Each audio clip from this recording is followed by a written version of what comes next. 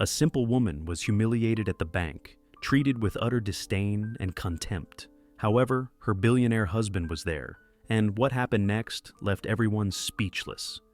Emma rushed through the gleaming marble lobby of the prestigious financial institution, her simple cotton dress and practical flats starkly contrasting with the surrounding opulence. She needed to meet Michael before his meeting, but the document in her worn leather bag couldn't wait.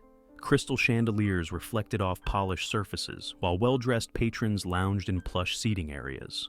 Two elegantly attired women at the premium services desk glanced her way, their eyes narrowing with unmistakable judgment. One whispered behind a manicured hand, causing the other to smirk. "Can I help you find the regular teller line?" asked a staff member, clearly assuming she didn't belong in this exclusive section. Emma straightened her shoulders. "I need to speak with the branch manager, please. It's urgent." More stares followed as she waited.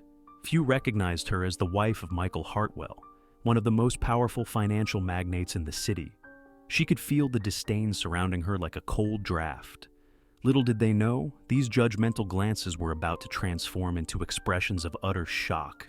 Emma stood at the velvet rope separating the regular customers from the elite banking services area.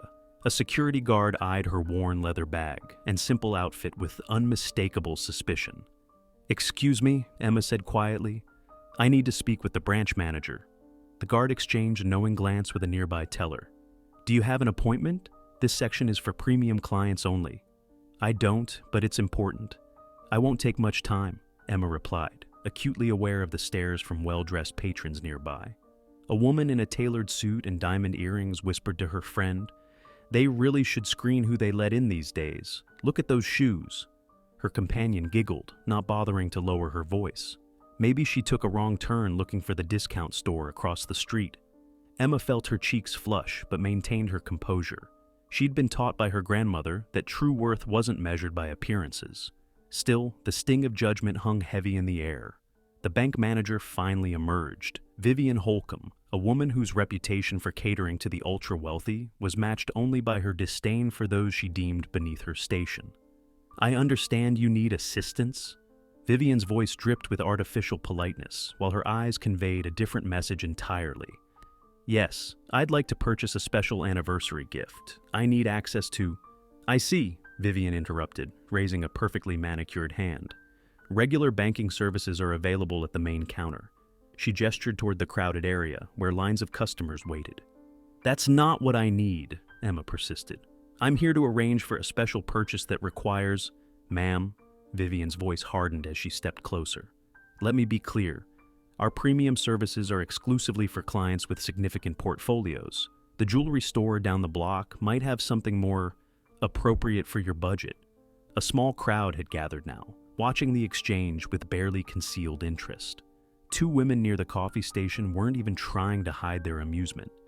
"Is there a problem here?" asked Rebecca Thornton, the bank's vice president, approaching with a smile that didn't reach her eyes. "This lady insists on premium services access," Vivian explained with exaggerated patience. Rebecca surveyed Emma's appearance with a dismissive glance. "Perhaps we're not communicating clearly. This section serves clients with accounts exceeding 7 figures." "I understand, but if you just check—" "Frankly," Rebecca cut in, her voice rising to ensure others could hear, "we have clients waiting who actually belong here. Security can direct you to the appropriate service area." The security guard stepped forward, hand extended toward Emma's elbow. "Please don't touch me," Emma said firmly, her voice quiet but unwavering. "Listen," Rebecca hissed, leaning in close enough that Emma could smell her expensive perfume. "People like you waste our time every day.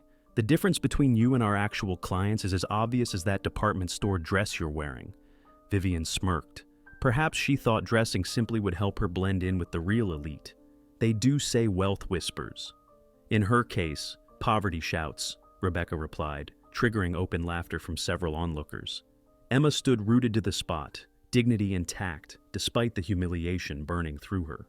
She clutched her bag tighter as the security guard placed his hand firmly on her shoulder. "I think it's time for you to leave," he said. Emma felt tears welling in her eyes. Today was supposed to be special, their 5th anniversary. For months she'd been planning to surprise Michael with a rare vintage watch from this bank's exclusive vault services. a piece with sentimental value that reminded him of his late father.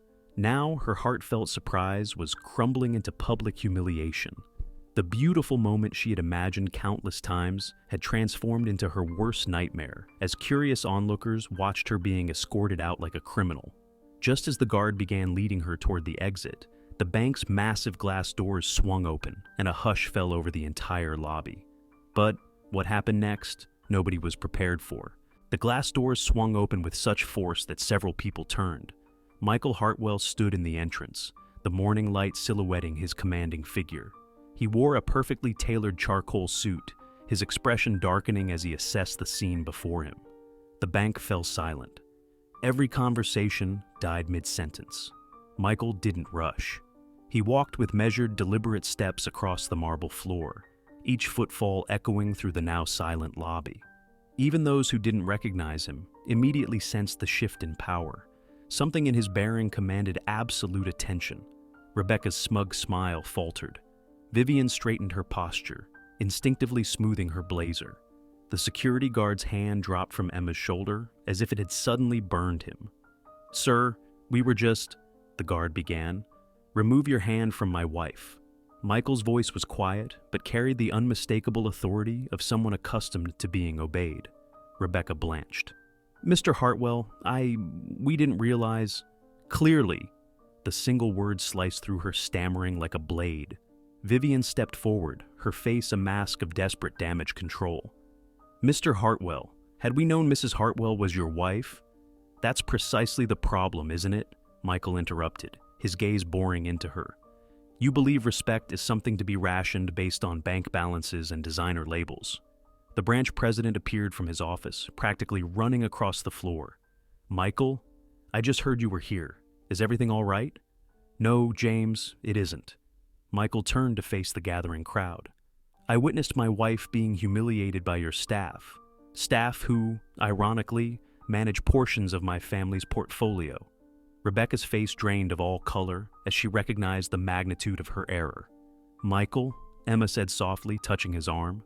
He covered her hand with his, but his eyes remained fixed on the two women who had moments ago been so cruelly dismissive. "Now," he said, "let's discuss what happens next." The bank lobby felt colder than before. The silence was oppressive as Michael Hartwell stepped forward, his presence alone commanding attention. His gaze locked onto James, the branch president, who shifted nervously under the weight of what was coming. "James," Michael's voice was dangerously calm, "I've trusted this institution for 15 years, but after today, that trust is gone." Rebecca cleared her throat, trying to salvage the situation.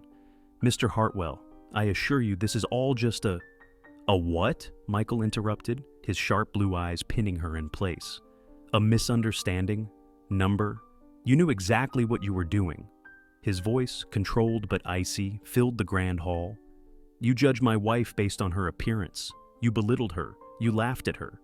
Vivian stepped in hastily. "Had we known she was rich?" Michael finished for her. He let the word hang in the air, watching them squirm. "Had you known she was my wife, you would have treated her differently. That is the problem." A hush settled over the crowd. Among them were high-ranking board members who had arrived for their quarterly meeting. Their murmurs carried the unmistakable weight of concern. Michael took another step forward. His tone was quieter now, but somehow even more lethal. "Tell me, James," he said smoothly, "is this how your employees are trained? To humiliate customers they deem unworthy?" The branch president looked like he wanted to disappear. Michael turned back to Rebecca and Vivian, his lips curling into something that wasn't quite a smile. "Let me be very clear. If these two are still employed by this institution tomorrow, the entire country will know exactly what kind of bank this is." Vivian let out a choked breath. "You wouldn't..." Michael tilted his head. "Are you sure you want to test that theory?" The weight of the moment crushed them. Rebecca looked pleadingly at James, but the branch president only ran a shaking hand over his tie. I'll need to speak with corporate..." "No need," Michael cut him off. "You have a decision to make. Right now, either you prove that you don't tolerate this kind of behavior, or you send a message that you do. And trust me, James." His voice dropped just enough for the man to feel the full force of his words. "If you make the wrong choice, your name will be the one attached to it." A suffocating silence filled the space. Then, finally, James swallowed hard and turned to the two women. "Rebecca, Vivian, you're dismissed, effective immediately." The color drained from their faces. "You can't do this!" Rebecca gasped. James barely looked at her. "Clean out your desks." Vivian turned desperately to Michael, as if she could somehow undo what had just happened. "Mr. Hartwell, please. You have to understand." But Michael simply turned to Emma, his expression softening as he reached for her hand. "Ready to go, my love?" Emma met his gaze, then glanced at the two women one last time. Without a word, she nodded. And with that, they walked out, leaving behind a broken bank, two shattered reputations, and a room full of people who would never forget the day Michael Hartwell proved that power wasn't about money. It was about knowing exactly when to use it. The bank felt different now. The once oppressive silence had lifted, replaced by hushed murmurs and the weight of realization. Employees who had watched in silence now exchanged uncertain glances, as if seeing the institution and themselves through new eyes. Vivian and Rebecca stood frozen, their faces pale. The power they had wielded so carelessly was gone in an instant, leaving them exposed. Rebecca opened her mouth as if to speak, but no words came. There was nothing left to say. Emma glanced at them, her gaze steady but devoid of malice. She didn't need their apology. Their humiliation wasn't her victory. Her strength was. As she and Michael stepped outside, the crisp autumn air felt liberating. The moment they crossed the threshold, it was over. Emma exhaled, letting go of any lingering tension. She had never needed revenge. She had always been enough. Weeks later, an article swept through social media. The Power of Respect, a billionaire's lesson on dignity. It chronicled the events of that day, not as a scandal, but as a turning point. Discussions erupted across the finance world about class bias and the quiet strength of those underestimated. The bank, desperate to recover from the PR disaster, announced a sweeping reform of its customer service policies. More than just damage control, it was a reckoning. And Rebecca and Vivian. Rebecca, once so proud of her status, found herself blacklisted from the world she had worked so hard to impress. The high-end circles she had once navigated with ease now whispered behind her back. No amount of designer suits could erase the memory of her downfall. Vivian, however, took a different path. She had seen the fear in her own reflection that day. Not fear of losing status, but fear of realizing how shallow her values had been. She quietly stepped away from the corporate world, taking a position at a local credit union. For the first time, she listened to the people she had once ignored. As for Emma, her life remained unchanged, except now the world knew her name. Not as Michael Hartwell's wife, but as a woman of power in her own right. And as she stood by the window of their penthouse that evening, watching the city lights flicker below, she smiled. Because respect wasn't something money could buy. It was something she had always carried within her. Before you go, make sure to subscribe to the channel so you never miss another powerful story like this one. Your support helps bring more inspiring stories to life. If you enjoyed this video, please give it a thumbs up. It really helps the channel grow and allows these messages to reach more people who need to hear them. Now, tell me, where are you watching from?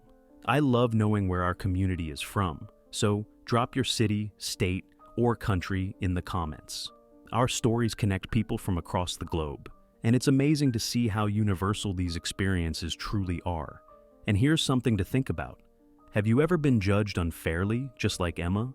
Maybe someone underestimated you because of how you looked, where you came from, or what you wore. How did you handle it? Did you confront them directly, or did you choose to rise above it with dignity? Share your story in the comments. I read every single one, and your experience might inspire someone else who's going through something similar right now. This story reminds us of something important. True worth isn't measured by appearances, but by character. Emma didn't need revenge. Her strength and dignity spoke louder than anything. And Michael? He proved that standing up for someone you love is the greatest show of power. Sometimes in life, the most satisfying victory isn't humiliating others, but simply showing them the error of their ways and creating positive change. I've received so many messages from viewers who've faced similar situations.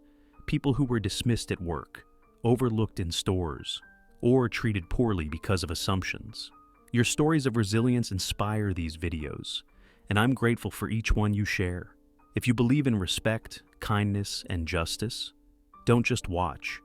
Be part of this community by subscribing and turning on notifications. And if you know someone who needs to hear this message today, share this video with them.